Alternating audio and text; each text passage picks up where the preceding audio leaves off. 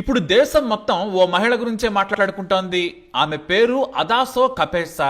ప్రధాని మోడీ బ్రిటన్ పర్యటనకు వెళ్ళినప్పుడు మోడీ వెనకాలే బ్లాక్ సూట్ లో కనిపిస్తున్న మహిళను చూసి ఎవరా అని ఆరా తీశారు.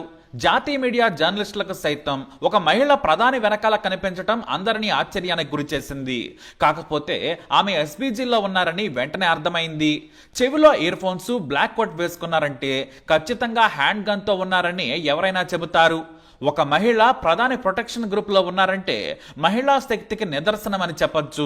మహిళలు తలుచుకుంటే ఏదైనా సాధిస్తారనేది నిజం. కానీ ఎస్పీజీకి కూడా పురుషులు మహిళలు అనే తేడా లేకుంటే అసలు లింగభేదం లేదని నిరూపించడం కూడా ప్రశంసనీయ విషయం.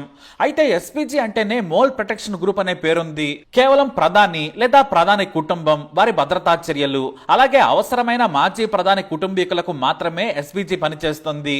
కానీ ప్రధాని మోడీ కొన్నేళ్ల క్రితం కేవలం యాక్టివ్ పీఎం, అతని కుటుంబ సభ్యులకు మాత్రమే ఎస్పీజీ పనిచేసేలా మార్పులు చేశారు. ఎందుకంటే స్పెషల్ ప్రొటెక్షన్ గ్రూప్ డ్యూటీలను శిక్షణలో మార్పులు చేయడం లాంటివి కష్టమైపోయాయి. అయినా కూడా ఇండియాలో మోస్ట్ అలైడ్ ప్రొటెక్షన్ గ్రూప్ ఏదైనా ఉందంటే అది ఎస్పీజీ మాత్రమే. అందులోకి వెళ్లాలంటే సాధారణ విషయం కాదు. ఎంతో కఠినమైన కమాండో శిక్షణ తీసుకోవాలి. అంతకు మించి ఇంటెలిజెన్స్ ను నిరూపించుకోవాలి. ఇక చేరికకు ముందే ఆర్మీలో లేదా స్పెషల్ ఫోర్సెస్ లో నైపుణ్యం సాధించి ఉంటేనే ఎస్పీజీలోకి తీసుకుంటారు. అన్ని రకాల బ్యాక్గ్రౌండ్ చెక్స్ తర్వాత ఎంపిక ఉంటుంది. అలాంటిది దేశ ప్రధాని భద్రత అంటే సామాన్య విషయం కాదు. మరి మొదటిసారి ఈ మహిళ అదాసో కపేసా ఎలా వచ్చారు?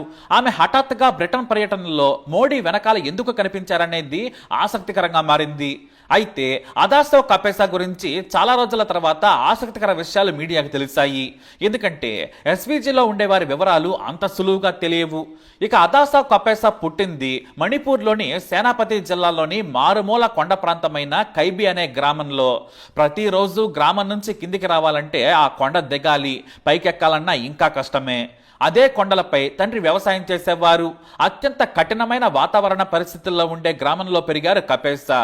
ఇక ఆమె చిన్నప్పటి నుంచి ఏదైనా సాధించాలనుకునేవారు. మరీ ముఖ్యంగా పోలీస్ కావాలనేది కోరిక. అయితే కేంద్ర హోం మంత్రిత్వ శాఖ కింద పనిచేసే సశస్త్ర సీమాబెల్ బెటాలియన్ కు ఎంపికయ్యారామె. ఉత్తరాంగ్లోని చాలా ప్రాంతాల్లో డ్యూటీ చేశారు. మణిపూర్ అల్లర్లలో కూడా డ్యూటీ చేశారు కపేసా. ఉత్తరాఖండ్ పిథోర్గఢ్ లో 55వ బెటాలియన్ లో ఆమె టాపర్ గా ఉన్నారనే విషయం కేంద్ర హోం మంత్రిత్వ శాఖ ఉన్నతాధికారులు తెలుసుకున్నారు. ఓ ఐపీఎస్ స్థాయి సీనియర్ అధికారికి కపేసా గురించి తెలియడంతో మహిళలను ఎస్పీజీలోకి తీసుకునే విషయం గురించి చర్చ జరిగింది. అసలే మనం ఆపరేషన్ సింధూర్ తర్వాత మన మహిళా శక్తిని ప్రపంచానికి చాటి చెప్పాం. ఇప్పుడు ఇదే సరైన సమయం అనుకున్నారు. అప్పటికే ఆమె ఆయుధాలను పేల్చడంలో టాపర్. ఎలాంటి ఆయుధాన్నైనా వాడగలదు. షూటింగ్ లో ఎన్నోసార్లు టాపర్ గా నిలిచి ఉన్నతాధికారుల ప్రశంసలు అందుకున్నారు. అప్పటికి ఆమెకు ఇన్స్పెక్టర్ స్థాయి అధికారిగా ప్రమోషన్ వచ్చింది. ఆమె కింద కొంతమంది బెటాలియన్ యూనిట్ సభ్యులు పనిచేసేవారు. కానీ ఆ తర్వాత ఎస్పీజీ ఆమెను ప్రత్యేకంగా తీసుకోవాలనుకున్నప్పుడు ఇంటెలిజెన్స్ బ్యూరో ఆమె గురించి, ఆమె కుటుంబం గురించి వివరాలు సేకరించింది. ఐబీ నుంచి గ్రీన్ సిగ్నల్ రావడంతో ఎస్పీజీ ట్రైనింగ్ సెంటర్ కు పిలిపించారు. ఆమె ఎస్పీజీలో చేరేందుకు సిద్ధం కావడంతో 6 నెలల పాటు కఠినమైన శిక్షణ తీసుకున్నారు. Close quarter combat, intelligence, surveillance, crisis response లో కఠినమైన శిక్షణ తీసుకోవడమే కాదు, అన్ని పరీక్షల్లో పాస్ అయ్యారామె. యుద్ధ మెలకువలు, స్పీడ్ గా స్పందించే గుణం, వ్యూహాత్మక నిఘా, హై సెక్యూరిటీ ప్రోటోకాల్, స్పందించే తీరులో ఖచ్చితత్వం, అవసరమైతే ప్రాణాలను కూడా పణంగా పెట్టే తీరులో ఆమె పాస్ అయ్యారు. ఎన్నో శారీరక పరీక్షలు, మానసిక టెస్టుల్లో పాస్ అయ్యారు. దీంతో కపేసాను ఎస్పీజీ యూనిట్ లో చేర్చారు ఉన్నతాధికారులు. కానీ ప్రపంచానికి భారత మహిళా శక్తిని చాటేందుకు బ్రిటన్ టూర్ కు ప్రధాని వెళ్ళినప్పుడు అక్కడ ఆమె కనిపించడం విశేషం. 1985లో భారత ప్రధాని రాజీవ్ గాంధీ దారుణ హత్య తర్వాత ప్రధానుల భద్రత కోసం ఏర్పాటు చేసిందే ఎస్పీజీ. కానీ ఇప్పటి వరకు అంతా మేల్ కమాండోస్ మాత్రమే ఉన్నారు.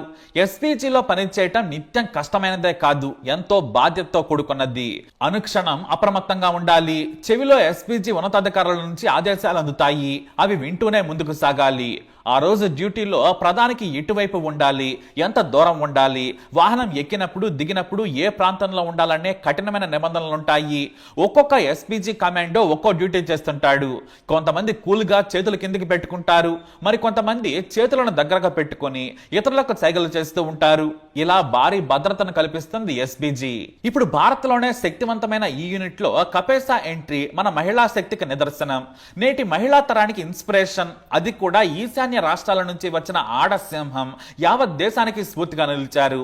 దేశ ఎస్పీజీ చరిత్రలో ఆమె పేరు చిరస్థాయిగా నిలిచిపోతుంది అనడంలో సందేహమే లేదు. మన మహిళల శక్తికి స్ఫూర్తికి ఉన్న బలానికి రక్షణ రంగంలోకి నేటి మహిళలు రావచ్చు, తమను తాము నిరూపించుకోవచ్చు. మరికొద్ది రోజుల్లోనే మరో ఇద్దరు మహిళాధికారులు కూడా ఎస్పీజీలో డ్యూటీ చేస్తారనే సమాచారం కూడా జాతీయ మీడియాలో వినిపిస్తోంది. భారత రక్షణ దళాల్లో కపేసా ఎంట్రీ ఒక శకమని చెప్పొచ్చు.